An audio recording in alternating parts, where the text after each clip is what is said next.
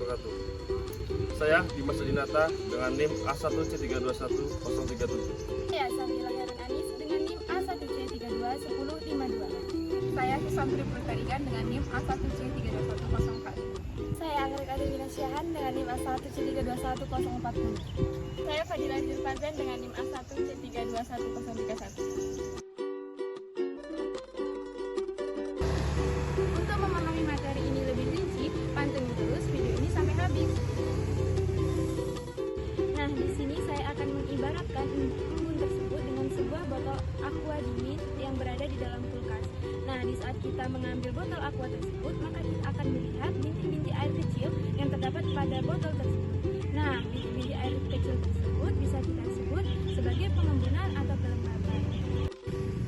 Nah, teman-teman, dari contoh tadi dapat kita amati bahwasannya apa sih kelembaban tersebut, apa penyebabnya, serta bagaimana cara kita mengukurnya. Halo teman-teman, apakah kamu tahu apa itu kelembapan udara? Kelembapan udara pada dasarnya adalah ukuran uap air yang berada di udara berbentuk gas. Udara di sini dapat dimaknai sebagai udara di dalam ruangan maupun di lapisan atmosfer. Jumlah uap air yang berada di lapisan atmosfer itu sekitar 2% dibandingkan dengan jumlah massa pada keseluruhan dari lapisan atmosfer.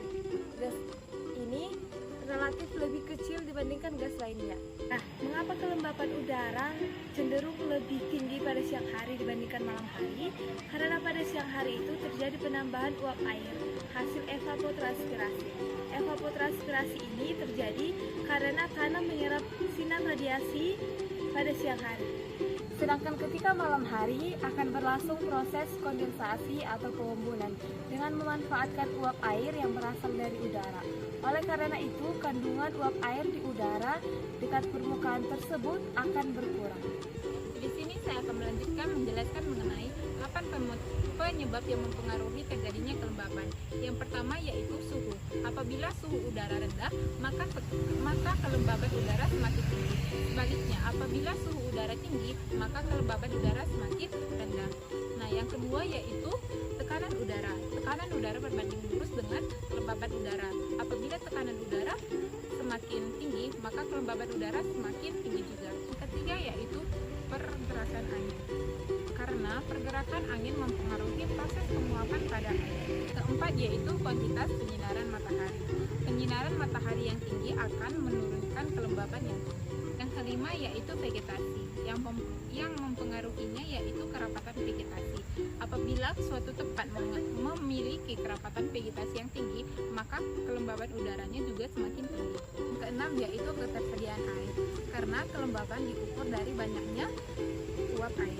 Yang ketujuh yaitu ketinggian tempat. Apabila suatu tempat tinggi, maka kelembaban udaranya juga semakin tinggi. Kedelapan yaitu kerapatan udara. Semakin rapat udara di suatu tempat, maka kelembaban udara pun semakin tinggi. Selanjutnya adalah cara mengukur kelembapan udara. Yang pertama menggunakan alat higrometer. Cara yang paling sederhana untuk mencoba tingkat akurasi higrometer adalah dengan membungkus higrometer dengan kain basah selama beberapa jam dan tunggu hingga dia mengeluarkan angkanya.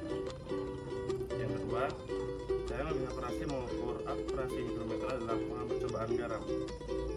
Percobaan garam lebih akurat, tetapi tidak sesuai untuk penerapan yang lebih sulit. Contohnya, ambil sebuah kantong sampel dan masukkan higrometer, lalu hadapkan ke atas, ambil tutup botol, dan tuang garam dapur ke tutup botol secukupnya. Kemudian tambahkan air sulingan sampai garam menyaluri salju cair. Tutup rapat kantong sampel, setelah 2 jam higrometer akan menunjukkan 75%. Yang ketiga, ada juga dengan menggabungkan unsur lain yang berhubungan untuk penerapan yang lebih lanjut, kita percobaan akan menunjukkan hasil yang berbeda-beda. Sebagai contoh, Anda juga dapat menggunakan magnesium klorida, lithium klorida daripada garam dapur yaitu natrium klorida.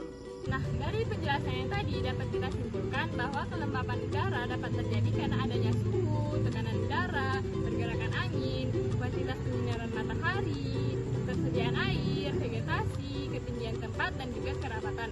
Sekian, terima kasih.